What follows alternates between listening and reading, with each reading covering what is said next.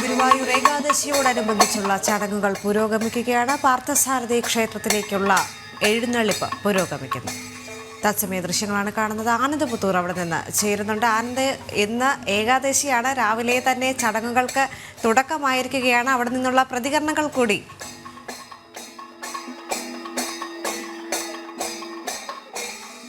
തീർച്ചയായിട്ടും, അതായത് കണ്ണന്റെ ഏറ്റവും പ്രധാനപ്പെട്ട ദിവസമാണ് ഗുരുവായൂർ ഏകാദശി. നമുക്കറിയാം, ഗുരുവായൂർ ക്ഷേത്രത്തിലെ ഗുരുവായൂരപ്പന്റെ പ്രതിഷ്ഠാ ദിനമാണ്, ഗീതാോപദേശം നൽകിയ ദിനമാണ്. അപ്പോൾ എല്ലാം കൂടി ഏറ്റവും പ്രധാനപ്പെട്ട വൈകുണ്ഠ സന്നിധിയിൽ തന്നെയാണ് ഞാനിപ്പോൾ നിൽക്കുന്നത്. നമ്മളിപ്പോൾ കണ്ടുകൊണ്ടിരിക്കുന്നത് ഗുരുവായൂർ ക്ഷേത്രത്തിൽ നിന്ന് പാർത്ഥസാരഥി ക്ഷേത്രത്തിലേക്കുള്ള എഴുന്നള്ളിപ്പാണ്. ഈ പാർത്ഥസാരഥി ക്ഷേത്രത്തിലേക്ക് എഴുന്നള്ളിപ്പ് എത്തിയതിനു ശേഷം തിരിച്ച് ഗുരുവായൂർ ക്ഷേത്രത്തിലേക്ക് ഏതാണ്ട് 9 മണിയോട് കൂടി തന്നെ ഈ തിരിച്ച് എഴുന്നള്ളിക്കും. അതിനുശേഷമായിരിക്കും കാഴ്ചശീവേലി. എന്തായാലും ഭക്തജന ലക്ഷങ്ങൾ തന്നെയാണ് കഴിഞ്ഞ കുറച്ച് ദിവസങ്ങളായി ഈ ക്ഷേത്രത്തിലേക്ക് ഒഴുകിക്കൊണ്ടിരിക്കുന്നത്. നമ്മൾ കാണുന്നത് ഈ സ്വർണ്ണക്കോലം വെച്ചിട്ടുള്ള ഒരു എഴുന്നള്ളിപ്പാണ്. സാധാരണ ഹൈക്കോടതിയുടെ ഒരു നിയന്ത്രണമുള്ളതുകൊണ്ട് തന്നെ ഇത്തവണ ഒരാനയായിട്ടാണ് എഴുന്നള്ളത്ത് വരുന്നത്.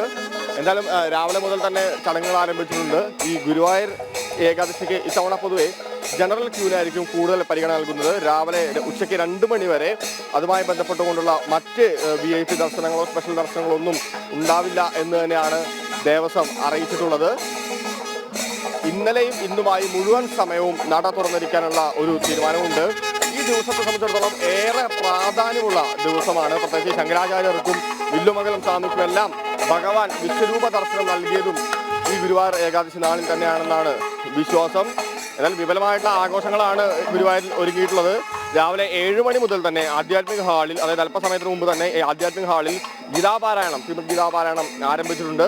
ഈ ഇന്നത്തെ ചുറ്റുവിളക്ക് ദേവസ്വത്തിന്റെ വകയാണ്. മാത്രമല്ല ഈ ഗുരുവായൂരിലെ ഒരു ഏകാദശി വ്രതം വളരെ പ്രധാനപ്പെട്ടതാണ്. മറ്റൊരു വ്രതം എടുത്തില്ലെങ്കിൽ കൂടി അതിന് എല്ലാത്തിനും ഒരു പരിഹാരമായിട്ട് ഗുരുവായൂർ ഏകാദശി വ്രതം എടുത്താൽ മതി എന്നുള്ള പോലുള്ള ഒരു വിശ്വാസമുണ്ട്. അപ്പോൾ അത്രയ്ക്കും പ്രാധാന്യമുള്ള ഒരു ഏകാദശി വ്രതമാണ് ഗുരുവായൂരിലേത്. ഇത്തരത്തിൽ വ്രതം എടുക്കുന്നവർക്ക് വേണ്ടി ഗോതമ്പ് ചോറ്, കാളൻ, പുഴുക്ക്, ഗോതമ്പ് പായസം എന്നിവയുടെ പ്രത്യേകം സദ്യ ക്ഷേത്രത്തിന്റെ ഊട്ടുപുരയിൽ നടക്കും. കിഴക്കേ നടയിൽ പുരുഷന്മാർക്കും സ്ത്രീകൾക്കും ദർശനത്തിനും പ്രസാദൂട്ടിനും പ്രത്യേകമായിട്ടുള്ള സജ്ജീകരണങ്ങളും ഒരുക്കിയിട്ടുണ്ട്.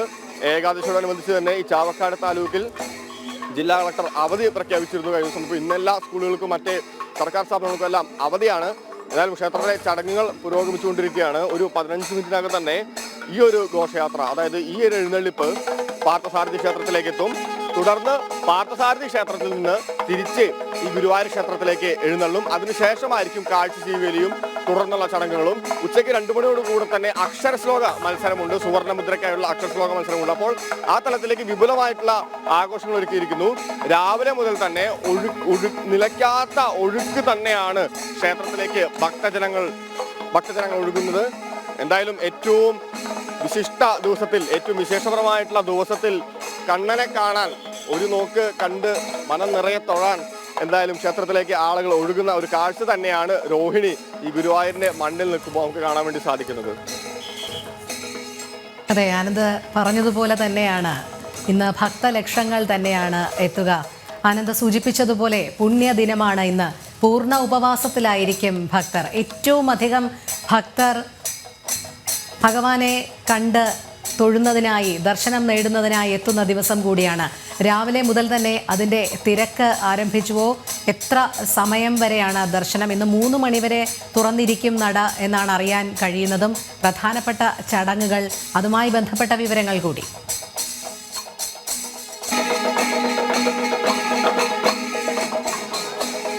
രോഹിണി, ഇന്നലെയും ഇന്നുമായി നട പൂർണ്ണ സമയം തുറന്നിരിക്കും. രാവിലെ 7 മണി മുതൽ തന്നെ ആധ്യാത്മിക ഹാളിൽ ഈ ശ്രീമദ് ഭാഗവത് പാരായണം, ആചാര്യന്മാരുടെ നേതൃത്വത്തിൽ സമ്പൂർണ്ണ ശ്രീമദ് ഗീതാ പാരായണം നടന്നുകൊണ്ടിരിക്കുന്നുണ്ട്. മാത്രമല്ല ഈ സ്പെഷ്യൽ ദർശനം ഇന്ന് ഉച്ചയ്ക്ക് 2 മണി വരെ ഉണ്ടായിരിക്കില്ല. ഗുരുവായൂരപ്പനെ തൊഴാൻ വേണ്ടി തൊഴാനെത്തുന്ന ഭക്തർക്ക് തന്നെ ആയിരിക്കും, അതായത് ജനറൽ ക്യൂവിനായിരിക്കും പ്രഥമ പരിഗണനയുള്ളത്. മാത്രമല്ല ഈ ഏകാദശി ദിനത്തിൽ രാവിലെ 6 മണി മുതൽ തന്നെ, ഞാൻ നേരത്തെ സൂചിപ്പിച്ച ഉച്ചയ്ക്ക് 2 മണി വരെ ജനറൽ ക്യൂ ഉണ്ട്. അതുപോലെ തന്നെ പ്രദക്ഷിണം, അടിപ്രദക്ഷിണം, ശയനപ്രദക്ഷിണം, ചോറൂണ് കഴിഞ്ഞ കുട്ടികൾക്കുള്ള പ്രത്യേക ദർശനം എന്നിവയും ഇന്നുണ്ടാവില്ല. തിരക്കുകൾ പരിഗണിച്ചുകൊണ്ട് തന്നെയാണ് ഇത്തരത്തിലുള്ള ചില നിയന്ത്രണങ്ങൾ ദേവസ്വം എടുത്തിരിക്കുന്നത്. 5 മണിയോട് കൂടെ തന്നെ രാവിലെ 5 മണിയോട് കൂടെ തന്നെ പ്രാദേശികം അതുപോലെ തന്നെ സീനിയർ സിറ്റിസൺ എന്നീ ക്യൂകൾ അവസാനിപ്പിച്ചിരുന്നു.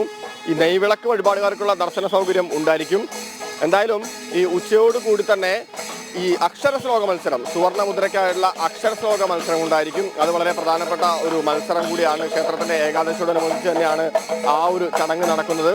അത് ദേവസ്വം കാര്യാലയത്തിൽ കുറൂരമ്മ ഹാളിലായിരിക്കും ഈ ചടങ്ങ് നടക്കുക, അതായത് ഈ മത്സരം നടക്കുക. രാവിലെ മുതൽ തന്നെ ഭക്തജനങ്ങൾക്കുള്ള നേരത്തെ സൂചിപ്പിച്ച പ്രസാദ ഊട്ടുണ്ടായിരിക്കും. പ്രത്യേകം സജ്ജീകരിച്ച കൗണ്ടറിലടക്കം ഗോതമ്പ് ചോറും കാളനും എല്ലാം അടങ്ങുന്ന പായസമെല്ലാം അടങ്ങുന്ന കണ്ണന്റെ പ്രസാദ വിതരണം ഉണ്ടായിരിക്കും. വ്രതമെടുത്തവർക്ക് തന്നെ ആയിരിക്കും പ്രഥമ പരിഗണനെങ്കിലും എല്ലാ ഭക്തർക്കും അതിനുള്ള പ്രസാദൂട്ടുള്ള സൗകര്യം എന്തായാലും ദേവസ്വം ഒരുക്കിയിട്ടുണ്ട്. എന്തായാലും ഇപ്പോൾ ഈ പാർത്ഥസാരഥി ക്ഷേത്രത്തിലേക്ക് എത്തിക്കൊണ്ടിരിക്കുകയാണ് ഈ എഴുന്നള്ളത്ത്. അല്പസമയത്തിനകം തന്നെ പാർത്ഥസാരഥി ക്ഷേത്രത്തിലെത്തിക്കും. അവിടെ നിന്ന് ഈ എഴുന്നള്ളത്ത് തിരിച്ച് ഗുരുവായൂരിലേക്ക് ആരംഭിക്കും. തുടർന്ന് കാഴ്ചശീവിയിലെയാണ്, പിന്നെ അകത്തുള്ള പൂജകളാണ് നടക്കുന്നത്. രോഹിണി.